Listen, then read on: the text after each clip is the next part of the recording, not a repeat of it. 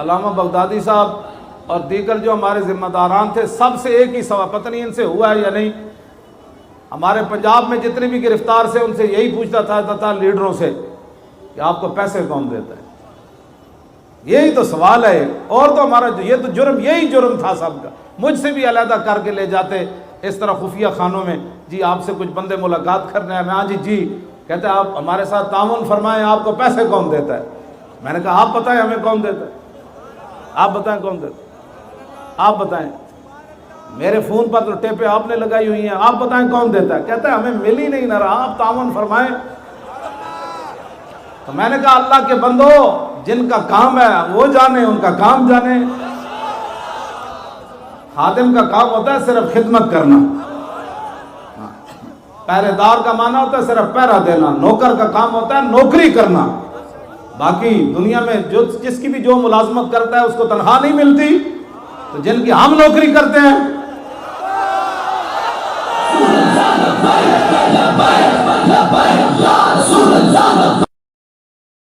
ایسے بھائی نہیں، زور لگاؤ زور لگاؤ۔ تاجدار ختم نبوت زندہ باد، ایتھو سینے جو آواز کرنی، اور تاجدار ختم نبوت، اور تاجدار ختم نبوت،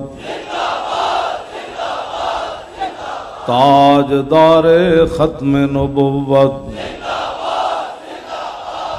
اور تاجدار ختم نبوت۔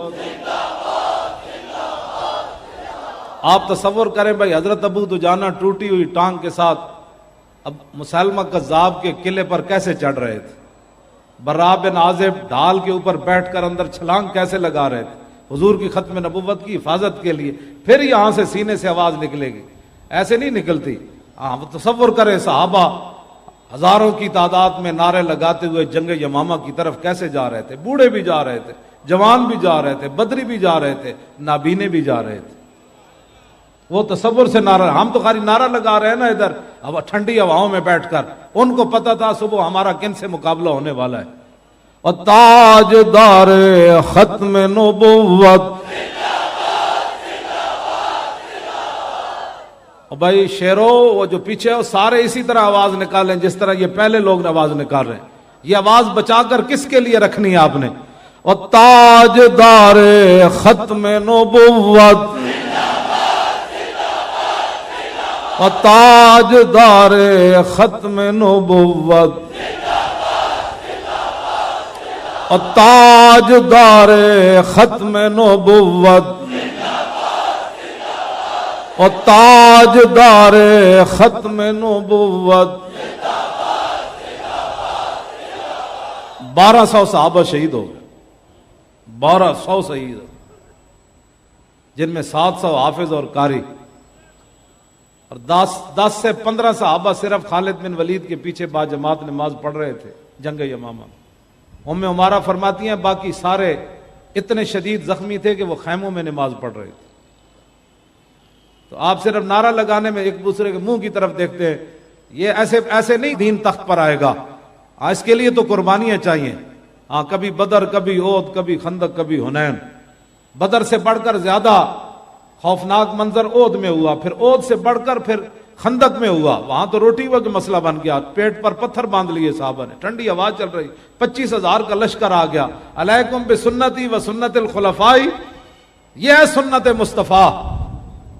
جب عمر بن عبد ود گھوڑا ادھر لے آیا نا، خندق عبور کر کے آ گیا، یہ ہے جی سنت ہے، تو حضور پھر خود تلوار پکڑ کر پہرے کے لیے کھڑے ہو گئے، اور حضور نے یہ بتایا سنت یہ ہے کہ جب دین پر مشکل وقت آ جائے تو جو دین کا رہنما ہو وہ خود تلوار پکڑ کر کھڑا ہو جائے۔ ہاں جی یہ ہے۔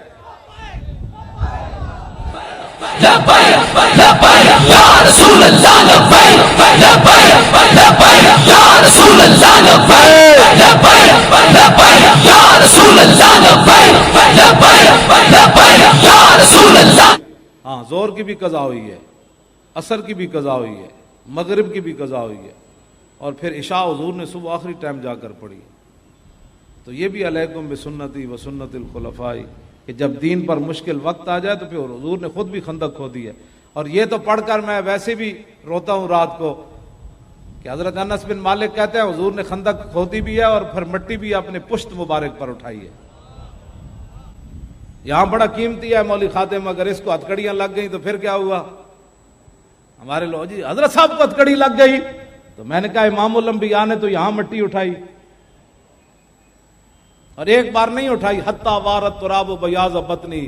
برا بن عازب کہتے ہیں آپ کا جسم مبارک چاندی کی کیا حیثیت ہے، اس سے بڑھ کر حضور کا جسم مبارک سفید تھا. تو فرماتے ہیں اتنی بار حضور نے مٹی اٹھا کر پھینکی کہ مٹی نے اٹھ کر حضور کا جسم اتنی بار چوما کہ رسول اللہ کے جسم کی سفیدی گم ہو گئی تھی. یہ نہیں کہ برکت کے لیے حضور نے اتنی ساری مٹی اٹھا کر ایسے کی ہے، حضور مٹی یہاں اٹھا کر لے جا رہے تھے. پاگل ہو جاتا ہے بندہ دو میں جہانا دے مالک و امن، تو حضور مٹی ایتھے چک کے دین واسطے لے جامن. آج دین کے لیے اتنی پگڑی قیمتی ہو گئی کہ اگر یہ ڈنڈے کھاتے ہوئے اتر بھی جائے، میں جب وہ مجھے مار رہے تو میری پگڑی واقعی اتر گئی تھی. وہ لڑکوں کو مار رہے تھے تو میں نے کہا ان کیوں مارتے ہو، مجھے مارو. تو انہوں نے پھر مجھے مارنا شروع کر دیا ہاتھوں پر اور سر پر. تو اس وقت میری پگڑی اتر گئی تھی. جب میں گاڑی میں ڈالا تو پگڑی میرے ہاتھ میں تھی. تو ہماری پگڑیاں پھر رکھی ہم نے کس کے لیے؟ اسی دن تو پگڑی کا مزہ آیا باندھنے کا کہ جب حضور کے نام پر ڈنڈے کھاتے ہوئے یہ اتر گئی تو پھر کیا کرنا ہے اس پگڑی کو، اور کیا کرنا ہے؟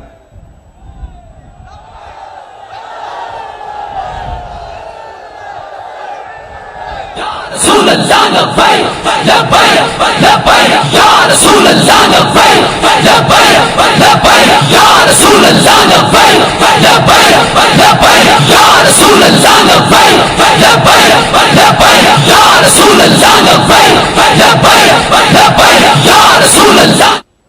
یہ کوئی ایسی باتیں نہیں ہیں ہم نے کیا کیا، کچھ بھی نہیں کیا. ہم سے مراد آپ سارے ہیں، کچھ بھی نہیں کیا. دانت تو میرے نہیں ٹوٹے، اگر یہ ٹوٹ جاتے تو پھر یہ بھی سلامت ہے اور یہ بھی حضور کے لیے رکھے ہوئے ہیں. میں ان کی صفائی اسی نیت سے کرتا ہوں، کبھی موقع آیا تو یہ بھی پیش کر دیں گے. ہاں، میں دانتوں کو بیماری اس لیے نہیں لگنے دے رہا، بس مکمل صفائی رکھتا ہوں اپنے دانتوں کی. اور دانتوں کی صفائی مسواک کی ہے. میں نے کبھی پیسٹ استعمال نہیں کی. بالکل میرے دانت سارے سلامت ہیں، ان کو کوئی کیڑا مکوڑا نہیں لگا ہوا.